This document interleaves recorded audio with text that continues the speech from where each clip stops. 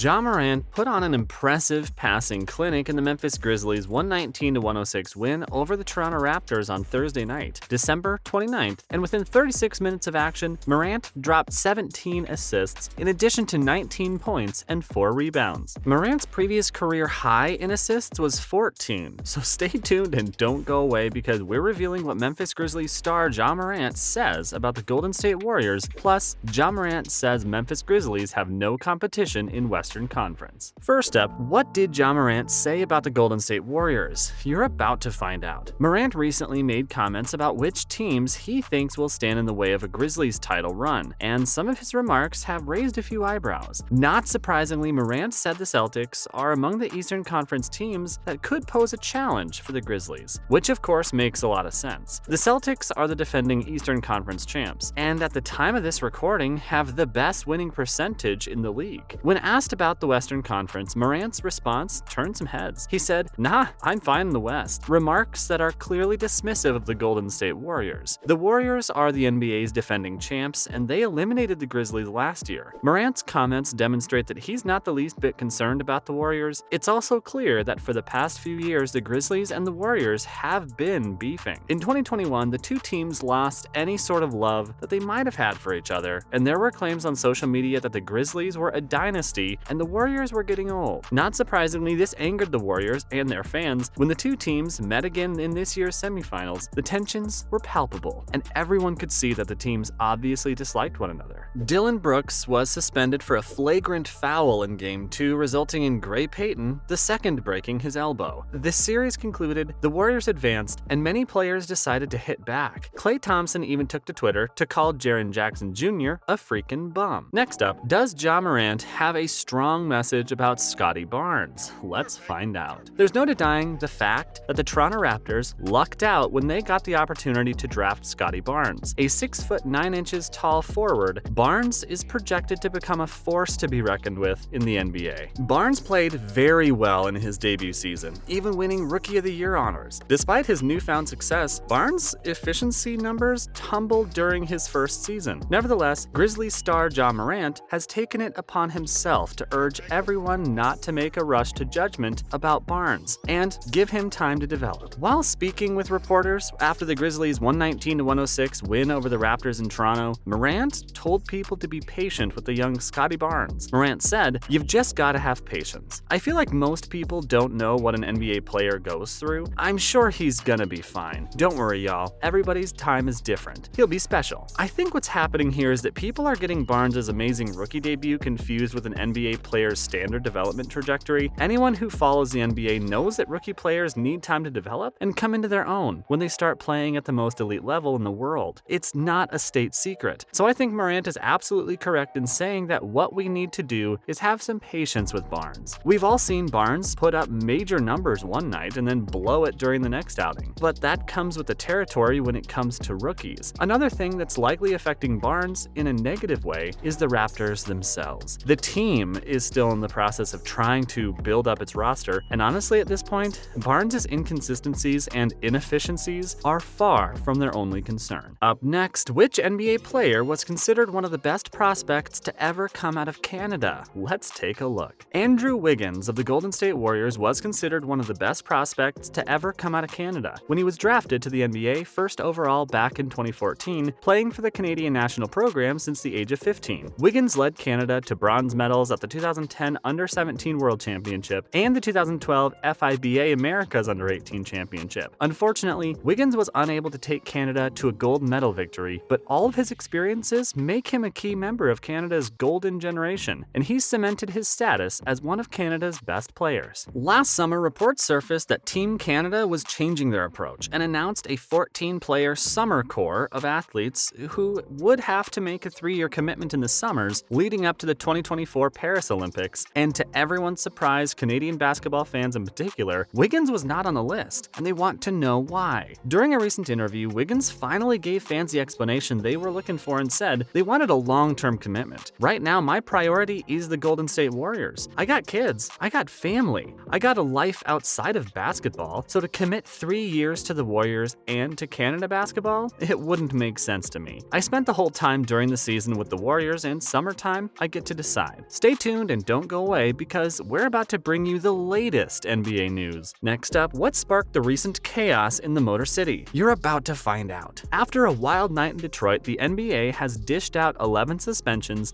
in connection with a brawl that took place between players of the Detroit Pistons and the Orlando Magic. Pistons rookie guard Killian Hayes received the most severe suspension out of the 11 players and will sit out 3 games after punching Magic forward Mo Wagner in the back of the head. Hayes punched Wagner after Wagner shoved him into his own bench as the pair chased down a loose ball. Wagner received a 2-game suspension. Pistons guard Hamidou Diallo was hit with a 1-game suspension after Hayes defended and shoved Wagner into the Pistons bench as well. In total, 8 players other than Wagner were suspended. Cole Anthony, Mo Bamba, Wendell Carter Jr., RJ Hampton, Gray Harris, Kevin Harris, Franz Wagner, and Admiral Schofield will all be suspended for 1 game. NBA rules stipulate that players are not allowed to leave their bench, but once the fight started, many of the Orlando side ran over to help out Wagner, and this set off the brawl. When everything was going down, a PA announcer could be heard attempting to urge fans to stay in their seats in order to try and prevent the situation from escalating further. Up next, who is leading the MVP race? Let's find out. Number 1 in the race for MVP honors is Denver Nuggets center number 15, Nikola Jokic. I mean, this guy's on fire. He's averaging a triple-double while leading a team that currently sits second in the Western Conference. Need I say more? Nikola averages 25.7 points, 10.8 rebounds, and 9.4 assists per game. If he keeps it up, he's a shoo-in for his 3rd straight MVP award. Disagree with me on Nikola Jokic as having the number 1 spot in the MVP race? That's totally fine. Drop some comments below and tell us why. Another player on the MVP honors radar and number 2 in the race is Jason Tatum, a small forward of the Boston Celtics. If there's one thing we've come to learn about Tatum is that he's consistent. He's been steady all season long and he gives elite level performances on both sides of the court. Tatum is at the helm of the NBA's best offense, which averages 31.1 points per game. Voters will have a difficult decision on their hands if both Jokic and Tatum keep working as hard as they have been until the end of the season. Number 3 in the race for an MVP award is the Mavericks' Luka Doncic. While the Mavs record doesn't compare to the Nuggets, Celtics, Bucks, and Nets, there's no question that Luka Doncic is a superstar. If you need proof, just look at his recent 60 points, 21 rebound, 10 assist performance in Dallas's comeback win against the Knicks. If the Mavs can improve their standing in the West, it will improve Doncic's chances for MVP honors. Next up, can you guess who the other 2 players are in the race for MVP honors? You're about to find out. Number 4 in the race for MVP honors is the Bucks' Giannis Antetokounmpo. Like Nikola Jokic, Giannis is going for his 3rd career MVP award. Giannis is 4th in the NBA in points per game with an average of 31.7, and he continues to make his presence known in the paint. But right now, the Bucks need to prove that they can beat the best teams in the East after recent losses to the Cavs, Nets, and Celtics. Finally, number 5 in the running for an MVP award is Kevin Durant, a player who needs no introduction. The Nets have been kicking butts and taking names in the East, and much of their success can be attributed to Durant's efficiency. He's averaging 30 points per game on 56.3% shooting while clocking an average of 36.4 minutes per game. If Brooklyn continues its hot streak and keeps Joel Embiid and the 76ers in standings, Durant will likely be considered for his 2nd regular season MVP award. And I can't say he wouldn't deserve it because Durant is a workhorse. Of the 6 players we've mentioned in the running for MVP awards and honors, Nikola Jokic, Jason Tatum, Luka Doncic, Giannis Antetokounmpo, and Kevin Durant, who do you think is most deserving? Such a tough call.